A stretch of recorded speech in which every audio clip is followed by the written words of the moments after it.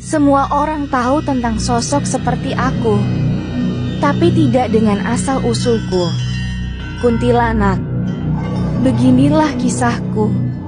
Kuntilanak atau dalam bahasa Melayunya Puntianak dan sering disingkat Kunti adalah sosok hantu yang dipercaya berasal dari perempuan hamil yang meninggal dunia atau wanita yang meninggal karena melahirkan dan anak tersebut belum sempat lahir lalu bergentayangan. Dikisahkan bahwa hantuku muncul pertama kali ketika adanya upaya mendirikan sebuah kota di antara pertemuan dua sungai, yaitu Sungai Kapuas dan Sungai Landak pada tahun 1771.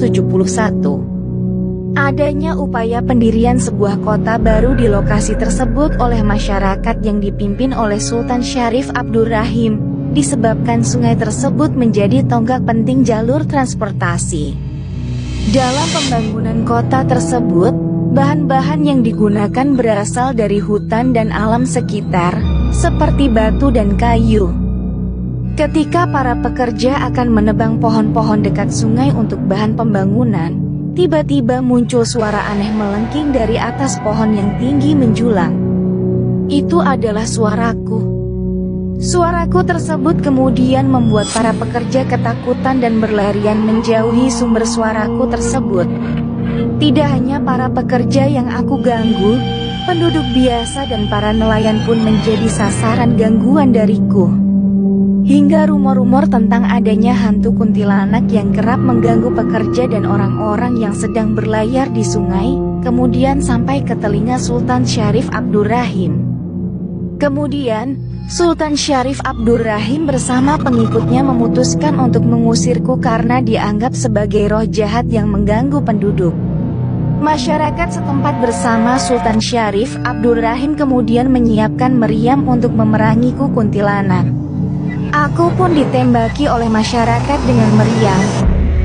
Melihat kekacauan itu, akhirnya aku pun pergi menjauhi lokasi yang baru dan berlari ke arah pedalaman. Setelah aku berhasil diusir, pohon tempat aku berdiam pun kemudian ditebang dan digunakan untuk membangun masjid agung dan bangunan lainnya. Dan dari peristiwa serangan kuntilanak yang terjadi selama pembangunan, konon akhirnya kota tersebut diberi nama Pontianak. Dan sampai hari ini sosokku masih bergentayangan di masyarakat luas. Berdasarkan kepercayaan dan tradisi masyarakat umum, aku sangat senang mengganggu wanita hamil.